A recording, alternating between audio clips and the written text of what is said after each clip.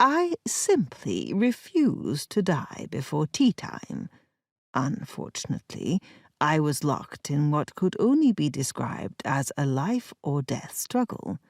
My heart thumped in my chest, all my focus pinholed on my opponent. No surrender! Giggles erupted from my left flank. I narrowed my eyes and returned Lucas Garcia's killer serve with a backhand I'd spent a lifetime honing. The ball rammed down the middle of the court and clipped him in the shoulder. Lucas wouldn't mind. He was the club pro and was used to being occasionally pummeled by his clients. Plus, he'd aimed his last serve right at my left eyeball. I pumped a fist in victory. The aforementioned giggler and current houseguest, Violet Blackheart, broke into applause. And more laughter. "What on earth is so funny?" I asked. "Irma," she said, her shoulders jiggling. "No surrender?" I shrugged, feeling no embarrassment, which was a wasted emotion. I was not quite 5 feet tall and had recently retired from a lifetime in intelligence work for the British government.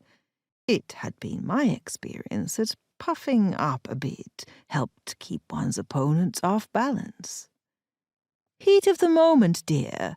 You understand." "Oh, of course." Lucas loped over, his hand held out to shake mine. "Great work, Irma," he said with a grin. "Always nice to see that level of aggression in a retiree." "Thank you, dear," I said, beaming. I'd once gone undercover as a tennis coach at Wimbledon and perhaps took my game a bit too seriously. "Violet, your turn?" "Sorry, what?" she said, narrowing her eyes. Like usual, Violet was wearing all black, the waves of her lovely chestnut hair falling to the middle of her back. Her amber eyes were often trained on a screen of some sort. In fact, she was currently nose-deep in the laptop computer she dragged along with her everywhere, sort of like an adult version of a binky. "It's time for your lesson, dear," I said again. She was looking at the computer with one eyeball already, and the second was going to follow shortly, if past behavior told us anything, which, of course, it did. "Thank you so much, but I don't need a tennis lesson," she said.